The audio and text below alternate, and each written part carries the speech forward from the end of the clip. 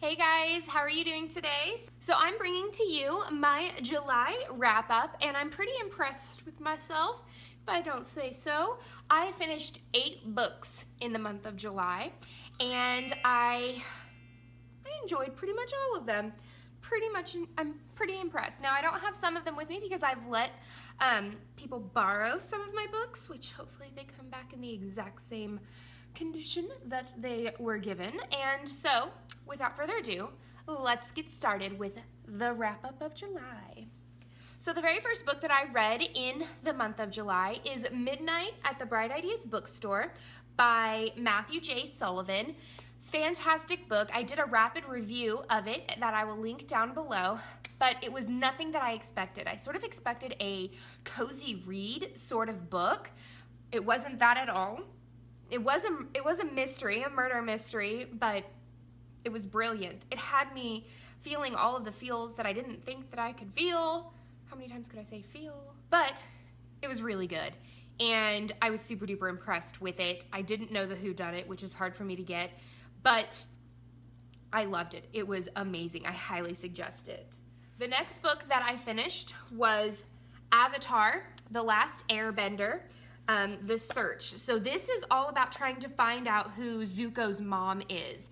And again, I did a rapid review on this. It'll be linked down below, but I loved this so much. Thank you so much, Erin, for getting me this for Christmas. It was amazing. My whole entire, beef with the show is that they ended it and then they didn't tell me what happened to Zuko's mom. You can't do that. I mean, obviously you did, but you can't do that. All right, we have to know. Some of us have feels, and we have feels for Zuko, and we need to know. So if you love the show and you want to know what happens to Zuko's mom and sort of more building upon the characters that we have grown to love, then I definitely suggest reading this book. It was phenomenal. Love it, love it, love it. The third book that I read was Espresso and Evil by Agatha Frost. I have been loving her Pyradelle Cafe Cozy Mysteries. Oh my goodness. And I have been lucky enough that I have gotten the last 2 books as ARCs sent to my Kindle. And so I've been able to read them without having to pay for them and before they come out, and this series is amazing. I read the first 4 in 2 days. All right, so this is book 5, Espresso and Evil, and she has another one that just came out. It's Mayhan and Macaroons. Haven't read it yet. It is on my Kindle, and I am really, really excited to read it because I want to know what else is going on in the town. So that was a really good book. I did kind of figure out the whodunit, but it didn't deter me from wanting to fall in love with the characters and read it. The next book that I read was The Conspiracy of Us. It's on my Kindle. But this book, I did do a Goodreads review on it. I think I gave it a 2 or a 3. I read it with a group of ladies that are actually all around the world that I met on the Page Habit Facebook page. And they were like, we really want to read this. And I was like, you know what? I need to get into some more YA because I know I'm going to have students that are going to ask me what book's good and different things like that. And I don't like giving my opinion on something if I haven't read it. Now, the basis of this story was really, really good. I loved the mystery. I loved the events. I loved the climax part. I loved all of that. Did not love the main character. She's bratty, stupid, ignorant, and it just, she annoyed me. The romance in the book was not necessary, and I know this is a trilogy, I believe, and so I kind of want to read the second one just so I can know more about the history of Caesar and Alexander the Great and the bloodlines. The history teacher in me really wants to read more of it, but other than that, I'm not going to pick up the second book. It's not gonna happen. The 5th book that I read was Giggorilla by Ashley Poston, and I again did a rapid review on this one as well. It was so cute and adorable, and it just gave me all of the gigglies and, you know, the good feelings, and it was a perfect summer book for me to read. And so I highly suggest that book as well.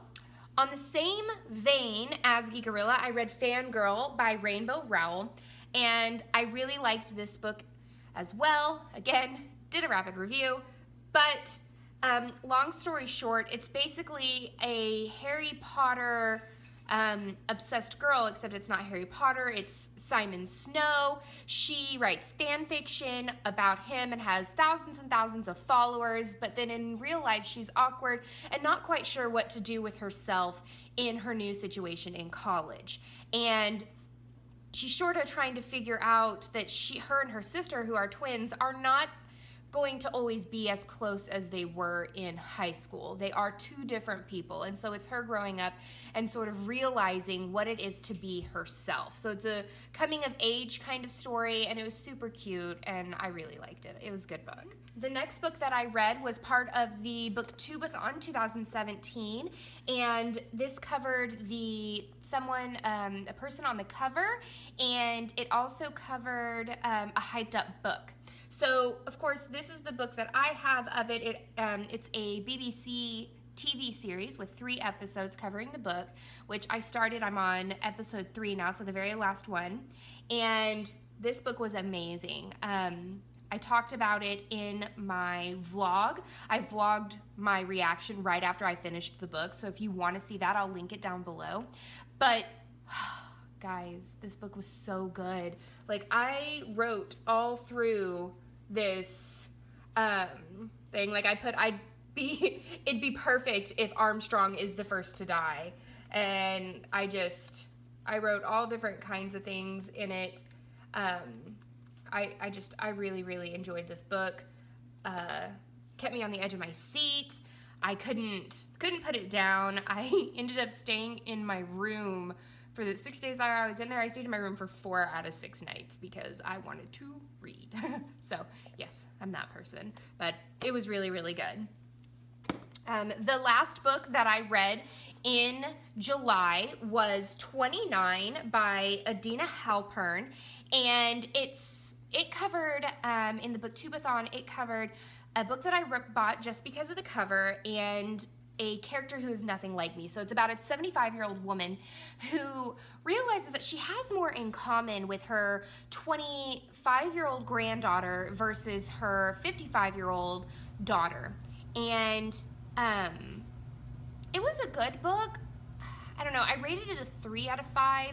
Like, I'm never gonna reread this, so I'm probably going to donate it, but I like the idea and the premise of it, sort of going back to your youth, but having still the same knowledge that you had through your 75 years of life. That's the end of this chapter of Courtagonist. I hope that you enjoyed my 8 books that I read in the month of July, and comment down below if you've read any of these books. Maybe you have a different viewpoint that maybe I didn't see in these books. And until next time, guys, happy reading. Bye!